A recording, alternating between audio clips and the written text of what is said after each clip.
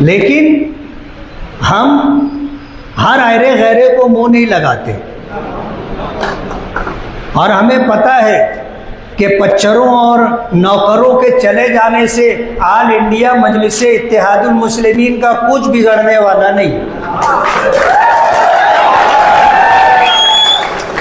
पच्चर पच्चर रहते हैं, नौकर नौकर रहता है। और बैलगाड़ी के नीचे चलने वाले की क्या हैसियत है आपको पता है? उसको ये जोम हो जाता है कि बैलगाड़ी मैं चला रहा हूं। 2019 का इलेक्शन हुआ था, अल्लाह ने कामयाबी दी थी। बहुत सारे लोग थे जिनका दावा था कि हमारी वजह से मुफ्ती साहब जीते।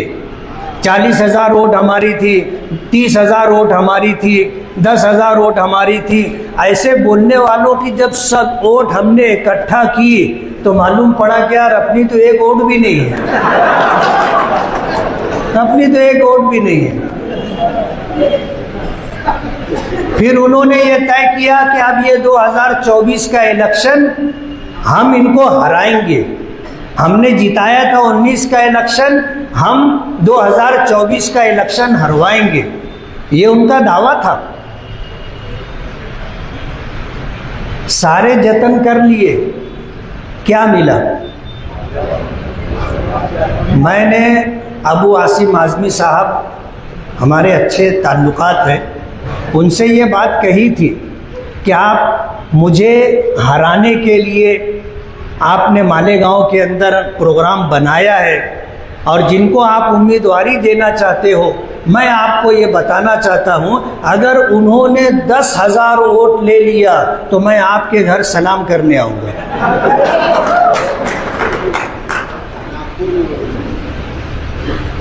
मैंने नागपुर असेंबली इजलास में इलेक्शन से पहले जो था सर्दी का इजलास, उस वक्त उनसे कहा था, उनको भी कुछ धक्का लगा था मेरी बात से।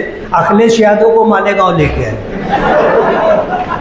इकरा हसन को 2 मरतबा लाए, मोहिबुल्लाह नदवी साहब को 2 मरतबा लाए और भी लोकसभा के पार्लियामेंट के मेंबरों को लेकर के आए।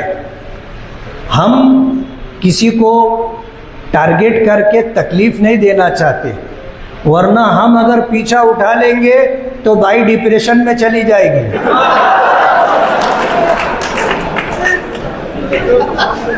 समझ रहे हो आप?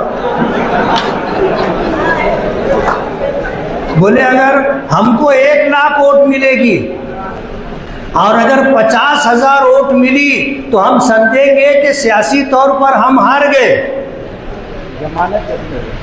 आप देख लो 10,000 वोट भी नहीं मिले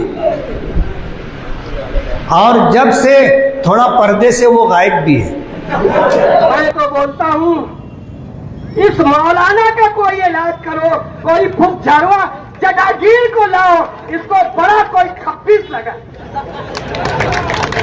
और नहीं तो यही बयान अतर अशरफी देगा कि तुमने कहा है और अगर मैं झूठ बोल रहा हूँ तो मेरी बीवी को 3 तलाक और बगैर हलाला के निकालेंगे। मुफ्ती मोहम्मद इस्माइल चुल्लू भर पानी में डूब मरना चाहिए। मुफ्ती मोहम्मद इस्माइल, मैं तो बोलता हूँ चुल्लू भर पानी में नहीं, आपके मुसौरत चौक में बहुत बड़ी बड़ी खटर है, उसमें डूब के मर जाना चाहिए। चूड़ी पहनकर पान दुकान पे बैठे रहते, तुम शहर को संभालोगे? हाँ, ये मुखलिस नहीं है, तुम मुखलिस हो तो बेगार बुलाए आ जाते। वो शख्स क्या शहर को संभालेगा जो अपने पार्टी सेक्रेटरी को नहीं संभाल पाया, वो शहर को क्या संभालेगा? जो अतर अशरफी जिसकी जय-जयकार करता था, एक मदरसे में उसने धोखा दिया है, वरना ये हल्फिया बयान दे उसी ईदगाह के मिंबर से कि अतर अशरफी को मदरसे के लिए धोखा दिया कि नहीं। हमने कभी ठेका नहीं मांगा, हमने कारपोरेशन का टिकट नहीं मांगा, हमने सिर्फ एक काम दिया था, वो तुम नहीं कर सकते। तुम क्या कौम मिल्लत को संभालोगे?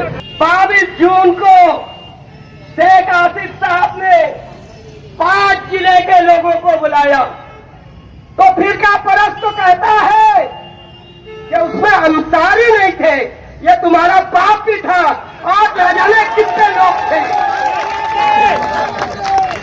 पहले अपने बाप को पहचानो तो फिर बोलना कि उसमें अंसारी नहीं था। उसमें अंसारियों की तादाद ज्यादा थी और यहाँ भी अंसारियों की तादाद ज्यादा है। ये नुक्ता मैं खुलेआम साबित करूंगा, मेरे पास प्रूफ है। ये अंसारी, शेख, सैयद, ये झगड़ा लगाने वाले का नाम मुफ्ती मोहम्मद इस्माइल है। तुम अंसारी हो, तुम अंसारी हो। मैं तो बोलता हूं इस मौलाना का कोई इलाज करो, कोई फुकझारवा जटागीर को लाओ, इसको बड़ा कोई खप्पीस लगा। हमारे शहर का एक खिदमतगुजार आलिम, उसको शहर ने एक आस लगाई कि खाकदार एमपी का इलेक्शन इसको लड़ाना चाहिए। लोग उसके पीछे मौलाना साहब के पड़ गए। बोले असर भाई 5 करोड़ मिला है मौलाना ओबरायन साहब को, मीडिया के सामने बोल रहा हूँ। अच्छा साहब 500? हम तो आंख बंद करके भरोसा करते थे, कुर्ता लंबा था। 5 करोड़? बोले हाँ। मौलाना उमरान पे इल्जाम लगाया और इस बात पर मैं अल्फिया बयान दूंगा, तुम भी अल्फिया, और कुरान उठाने वाला अल्फिया बयान नहीं दूंगा। गाने काबा का गिलाफ पकड़ के तुम झूठ बोलने वाले आते हो। इसी मिंबर पे बोलूंगा कि तुमने मौलाना उमरान साहब पे यह इल्जाम लगाया कि नहीं कि उनको बीजेपी वालों ने 5 करोड़ दिया है। अगर अतर अशरफी के सामने मौलाना काजी शहर मुफ्ती अफ्तान के सामने बोलना कि अगर मैं झूठ बोल रहा हूं तो मेरी औरत को 3 तलाक और बगैर हलाले के निकाह नहीं होगा, और नहीं तो यही बयान अतर अशरफी देगा कि तुमने कहा है, और अगर मैं झूठ बोल रहा हूं तो मेरी बीवी को 3 तलाक और बगैर हलाले के निकाह नहीं होगा। इस तरह का अल्फिया बयान तुमसे दिलवाऊंगा मिंबर रसूल पर। फिर बोले वो क्या हुआ ना, शेख आसिफ भी घुस गया उसमें, तो 2 करोड़ वो ले लिया, 3 ही बचा। फिर एक लोग मेरा भतीजा एजाज बेग, बोले उसको 1 करोड़ मिला और 1 करोड़ मुस्तकीम को, इनके लगे 1 ही करोड़ बचा, इसलिए वो पीछे हट गए। ये मौलाना उमरान भी इनसे अजब नहीं होते, लेकिन हमारे इन उलमा को अल्लाह कब, मैं अब कुछ बोल नहीं सकता भैया, पर सारे उलमा मुत्तहिद हो जाए।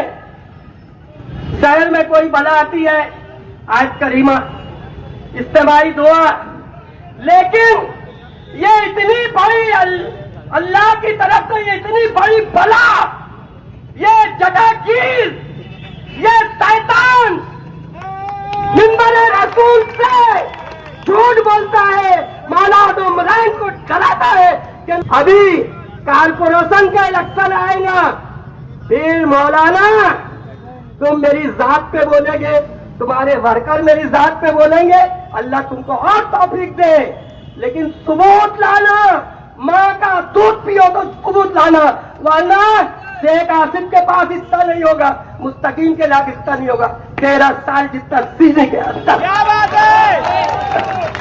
लेकिन शहर के हित में तुम्हारा एक कारनामा सबूत के साथ पेश करूंगा इंशाअल्लाह। कारपोरेशन का इलेक्शन आने दो।